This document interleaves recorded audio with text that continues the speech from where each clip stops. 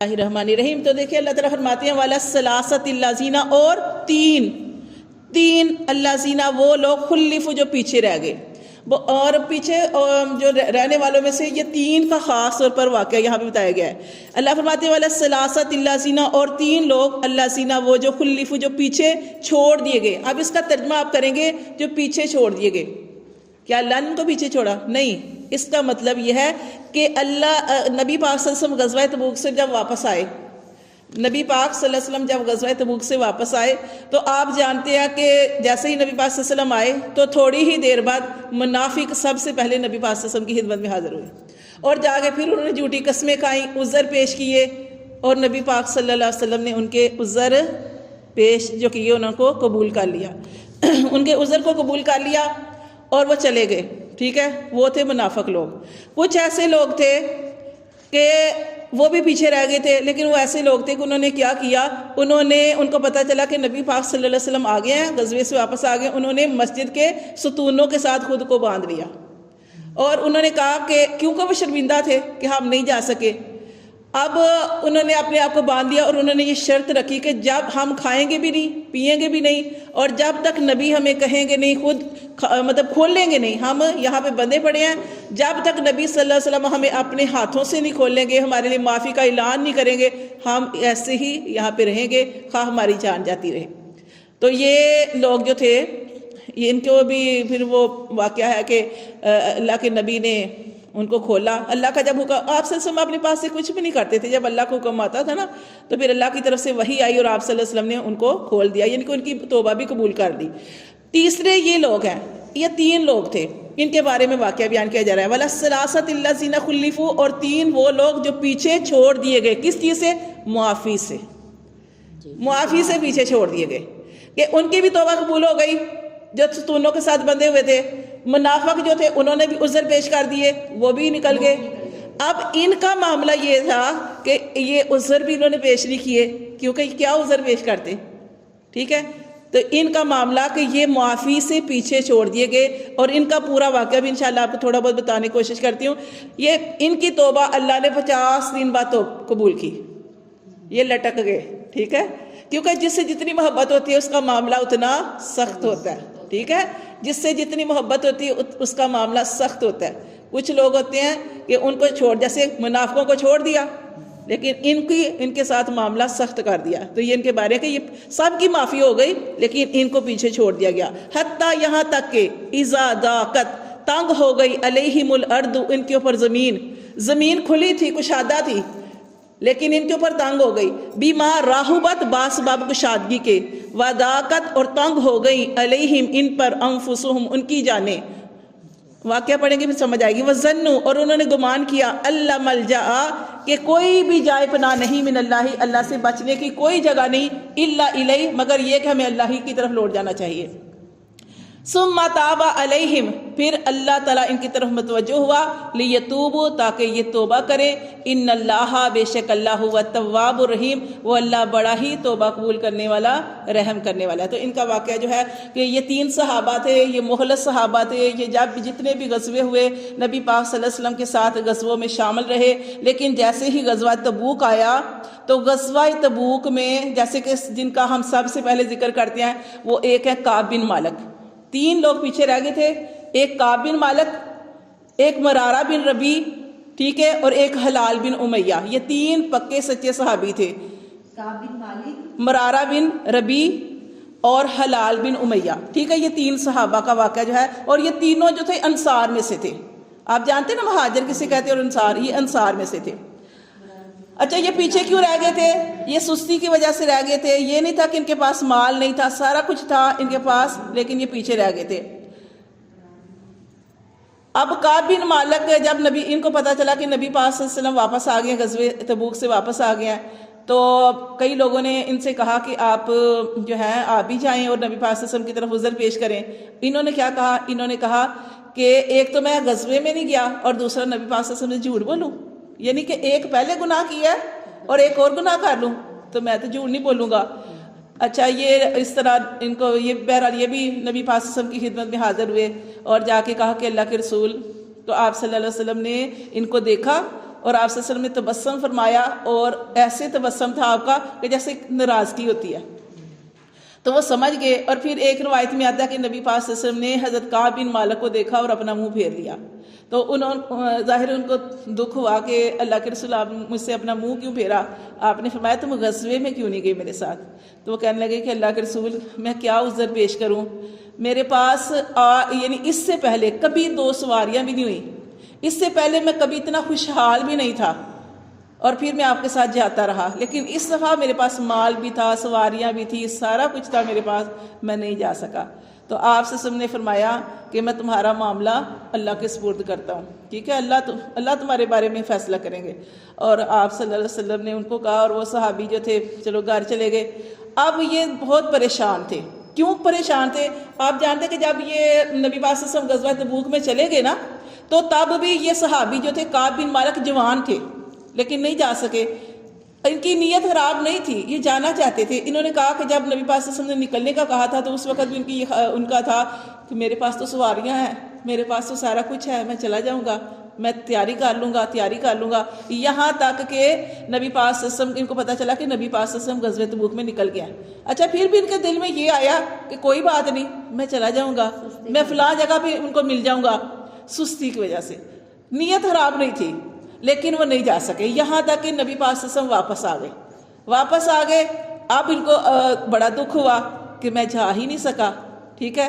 تو اس وقت یہ پھر نبی پاک صلی اللہ علیہ وسلم کے پاس آئے تھے، جب نبی پاک صلی اللہ علیہ وسلم نے ان سے منہ پھیرا تھا۔ پھر انہوں نے کہا کہ اللہ کے رسول میں کوئی عذر پیش نہیں کرتا، میرے پاس عذر ہی نہیں کوئی بھی، میرے سے بس سستی کی وجہ سے ہو گیا یہ سارا معاملہ۔ تو آپ نے فرمایا کہ تمہارا معاملہ اللہ ہی حل کریں گے، اللہ تعالیٰ کے ہاں۔ اب یہ کیا تھا کہ اب یہ صحابی جو تھے، انہوں نے سوچا کہ میں دیکھتا ہوں، کسی اور سے پوچھا کہ میرے علاوہ کوئی اور بھی ہے جو پیچھے رہ گیا تھا؟ تو ان کو بتایا گیا کہ ہاں 2 صحابی اور ہیں، مرارہ بن ربی اور حلال بن امیہ۔ یہ 2 صحابی مرارہ بن ربی اور حلال بن امیہ، انہوں نے کہا یہ بھی پیچھے رہ گئے تھے۔ اب یہ ان کو تھوڑا سا مطمئن ہوئے۔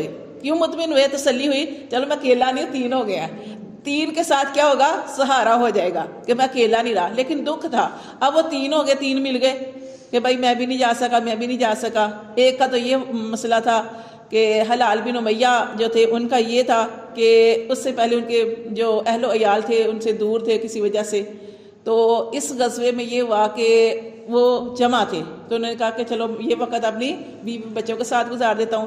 اسی طرح دوسرے صحابی تھے، وہ ان کا باغ کے پھل پک رہے تھے بالکل، انہوں نے کہا ہر غزوے میں جاتا رہوں، اس دفعہ نہیں جاؤں گا۔ تو کیا ہوا؟ تو یہ 3 شخص جو تھے وہ پیچھے رہ گئے تھے، ٹھیک ہے۔ تو اب یہ ان کو تسلی ہو گئی کہ ہم 3 ہو گئے ہیں۔ اب 3 تو ہو گئے، لیکن ادھر سے اللہ کا حکم سخت آ گیا، کیا کہ اللہ تعالیٰ کے نبی نے حکم دیا تمام صحابہ کرام کو کہ اللہ کا حکم آیا کہ ان 3 صحابہ سے بات ہی نہیں کرنی، ان 3 سے بات ہی نہیں کرنی۔ اب یہ مسجد میں جاتے تھے نماز پڑھنے، کوئی ان کو دیکھتا نہیں تھا، یہ سلام کرتے تھے، کوئی ان کے سلام کا جواب نہیں دیتا تھا، سلام کرتے اور یہ نبی کعب بن مالک نبی پاک صلی اللہ علیہ وسلم کی طرف دیکھتے کہ نبی میرے سلام کا جواب دیتے ہیں کہ نہیں دیتے، لیکن نبی پاک صلی اللہ علیہ وسلم جو تھے نہیں دیتے تھے، صحابہ کرام بھی ان کے سوال نہیں دیتے تھے سلام کا جواب۔ اب یہ بڑے پریشان تھے کہ ہم کیا کریں، کیونکہ یہ سختی اللہ کی طرف سے ان کے اوپر کی گئی، تاکہ یہ سب کو بتانا تھا کہ ہم سمجھتے ہیں کہ ہم یہ ایسے کر لیں گے، ہمارے پاس مال ہے تو یہ ہو جائے گا، مال سے نہیں ہوتا، ٹھیک ہے، کوشش کرنی پڑتی ہے، نکلنا پڑتا ہے۔ اب ہم چھوڑ دیں ہمارے پاس مال ہے، جیسے انہوں نے سوچا میرے پاس مال ہے میں تو جلدی پہنچ جاؤں گا، میرے پاس سواریاں میں تو پہنچ جاؤں گا، لیکن وہ نہیں پہنچ سکے۔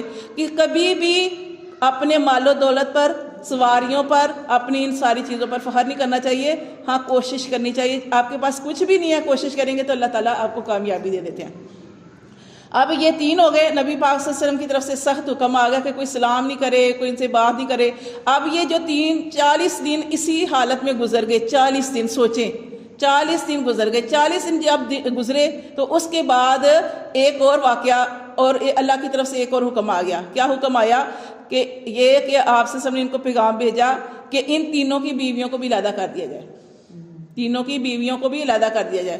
اب یہ کعب بن مالک انہوں نے بھی اپنی بیوی کو کہا کہ بھائی تم تو یہ نہیں کہا کہ ان سے اپنا تعلق نہیں رکھنا اپنی بیویوں سے، تو کعب بن مالک جو تھے انہوں نے تو اپنی بیوی کو میکے ہی بھیج دیا. انہوں نے کہا کہ جب تک میرے بارے میں کوئی حکم نازل نہیں ہوتا تو تم اپنے میکے چلی جاؤ.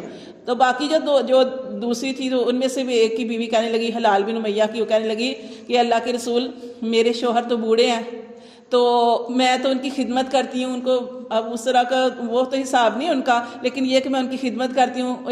ایک روایت میں آتا ہے کہ وہ نبینہ بھی ہیں تو میں ان کی خدمت کے لیے ان کے پاس رہ سکتی ہوں. آپ نے فرمایا ٹھیک ہے رہو، لیکن کوئی تعلق جو ہے وہ آپ دونوں کا قائم نہ ہو، یعنی اس چیز سے بھی منع کر دیا.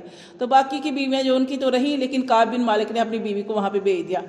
اور اس طرح ایک دن کعب بن مالک جو تھے اپنے ایک دوست، ان کے چچا زاد بھائی بھی تھے، ان کے تو دیوار پہ لانگ کے ان کی طرف گئے اور ان سے جا کے کہا کہ تم میرے چچا زاد بھائی بھی ہو، میرے دوست بھی ہو، تو تم میرے سلام کا جواب کیوں نہیں دیتے؟ کیا میں اللہ اور اللہ کے رسول سے محبت نہیں کرتا؟ تو انہوں نے کوئی جواب نہیں دیا، کیونکہ حکم نہیں تھا جواب دینے کا، سلام کا جواب دینے کا حکم نہیں تھا. وہ کہنے لگے، بار بار اصرار کیا بتائیں میں کیا اللہ اور اللہ کے رسول سے محبت نہیں کرتا. بار بار جب پوچھا تو تب انہوں نے کہا کہ اللہ اور اللہ کا رسول جانتے ہیں، یعنی یہ نہیں کہا کہ کرتے ہیں، کہا کہ اللہ اور اللہ کا رسول جانتے ہیں. تو پھر کعب بن مالک رضی اللہ تعالیٰ عنہ کو بہت ہی زیادہ رونا آیا کہ یہ تو میرا دوست تھا، یہ میرا رشتہ دار بھی ہے اور میرا دوست بھی ہے، یہ کہہ سکتا تھا کہ ہاں محبت کرتے ہیں، لیکن اس طرح کا مجھے جواب دی. بہرحال وہ بڑا روئے اور پھر وہ اسی طرح نمازیں اور ہر نماز میں جاتے رہے، نماز پڑھتے رہے، لیکن کوئی بھی ان کو جواب نہ دیتا رہا. جب 50 راتیں گزر گئی، 50 راتوں کے بعد آپ صلی اللہ علیہ وسلم کو اللہ کی طرف سے وحی نازل ہوئی کہ اللہ نے ان کی توبہ قبول کر لیا، کیونکہ وہ اپنی توبہ پر شرمسار ہوئے نا، اپنی غلطی پہ شرمسار ہوئے، اور اللہ تعالیٰ نے ان کے ساتھ یہ معاملہ کیا. اور کہ کیونکہ کسی نے اس وجہ سے سفر نہیں کیا کہ میرا باغ پکنے والا ہے، پھل پکنے والا، باغ کے اندر پھل ہے وہ پکنے والا، کسی نے اپنے بیوی بچوں، اللہ تعالیٰ یہ سمجھانا چاہتے تھے کہ جہاں پہ نکلنے کی ضرورت پڑے آپ نے اپنے بیوی بچوں کو نہیں دیکھنا، اپنے پھلوں کو نہیں دیکھنا، اپنے مال کو نہیں دیکھنا، آپ نے اپنی سواریوں کو نہیں دیکھنا، آپ نے بس جب اللہ کا حکم آ گیا تو کیوں نہیں نکل کھڑے ہوئے؟ پھر اس کی سزا دینی تھی ان کو، ٹھیک ہے. تو پھر 50 دن بعد جب اللہ کی طرف سے آپ سے فرما رہے تھے ایسے کہ حکم نازل ہو گیا فجر کی نماز کے بعد نا، کہ ایسے اللہ کا حکم نازل ہو گیا کہ ان کی توبہ قبول ہو گئی. اور یہ صحابی حالانکہ نماز پڑھ کے گئے ہیں، کعب بن مالک فرماتے ہیں رضی اللہ تعالیٰ عنہ کہ میں نماز پڑھنے کے بعد گھر گیا ہوں اور گھر کی چھت کے اوپر میں بیٹھا ہوا تھا اور میری عجیب حالت تھی، جیسے ہم نے سبق کے اندر پڑھا کہ وہ کہہ رہے ہیں کہ زمین کشادہ ہے لیکن ایسے لگ رہا کہ تنگ ہو گیا، اور میرے ایسے لگ رہا کہ ضاقت علیہم انفسہم کہ جانیں بھی تنگ ہو گئی ہیں، کسی سے بات نہیں کرنی. تو ایسے ہی لگے گا نا کہ وہ ان کے اوپر زمین بھی تنگ ہو گئی اور کوئی کسی سے بات بھی نہیں کر رہا تھا، تو وہ سمجھ رہے تھے کہ ان کی جانیں بھی تنگ ہو گئی ہیں. تو اس وقت وہ کہتے ہیں میری کیا کیفیت ہوگی کہ 50 دن بعد ایک آدمی میں نے دیکھا سلا پہاڑی سے کہ وہ دوڑتا ہوا آ رہا ہے اور وہاں سے ہی آواز لگا رہا ہے کہ اللہ تعالیٰ نے آپ کی توبہ قبول کر لیا. لیکن یہ کون، وہ روایت میں آتا ہے کہ یہ کون صحابی تھے جو دوڑتے آ رہے تھے؟ کہتے ہیں کہ نبی پاک صلی اللہ علیہ وسلم نے جب ارشاد فرمایا نا کہ اللہ تعالیٰ نے ان تینوں کی توبہ قبول کر لیا ہے، تو کہتے ہیں ابو بکر اور عمر نیکیوں میں آگے بڑھنے والے، انہوں نے دوڑ لگا دی. کیا کوشش تھی کہ کہتے ہیں نا کسی کو جا کے خوشی کی خبر جلدی سناؤ، تو عمر رضی اللہ تعالیٰ تیز تھے، انہوں نے جلدی آگے نکل گئے، اور حضرت ابو بکر صدیق جو تھے وہ تھوڑے پیچھے رہ گئے. تو ابو بکر صدیق نے پہاڑی پہ کھڑے ہو کے وہاں سے آواز لگا دی، تو ان کی آواز پہلے پہنچ گئی. تو یہ پھر اللہ تعالیٰ نے ان کی توبہ جو تھی نا اس طریقے سے اللہ پاک نے ان کی توبہ جو تھی وہ قبول کی تھی. تو یہ ان کے ساتھ معاملہ پھر وہ جیسے ہم نے شروع میں پڑھا تھا نا اسی صورت جو سبق کے اندر کہ آپ سے کہا گیا تھا کہ آپ ان سے صدقہ قبول کریں، کیونکہ یہ اپنے مالوں کی وجہ سے پیچھے رہ گئے ہیں، اپنے مالوں کی وجہ سے. پھر وہ اللہ کی طرف سے جب حکم آیا انہوں نے کہا کہ اللہ کے رسول ہم اپنا سارا، یہ کعب بن مالک نے کہا کہ اللہ کے رسول میں اپنا سارا کچھ دے دینا چاہتا ہوں، اس مال کی وجہ سے میں پیچھے رہ گیا ہوں. تو انہوں نے کیا کہا آپ سے فرمایا نہیں، کیونکہ ہمارے دین کے اندر یہ نہیں ہے کہ اگر آپ کے پاس مال ہے تو آپ سارا دین کے لیے دے دو، اپنے لیے کچھ نہیں چھوڑو. آپ نے فرمایا نہیں، اپنے لیے رکھو، اپنے بیوی بچوں کے لیے رکھو.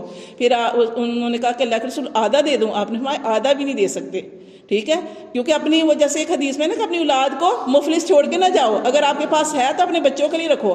پھر انہوں نے کہا کہ اللہ کے رسول 1/3، آپ نے فرمایا ہاں 1/3 جو ہے وہ تم دو. پھر ان سے آپ سے نے صدقہ جو تھا وہ صدقات کو قبول کیا تھا. تو ان کا یہ سارا واقعہ ہے کہ اللہ تعالیٰ بے شک هو التواب الرحیم، وہ توبہ قبول کرنے والے اور رحم کرنے والے ہیں. صدق اللہ العظیم.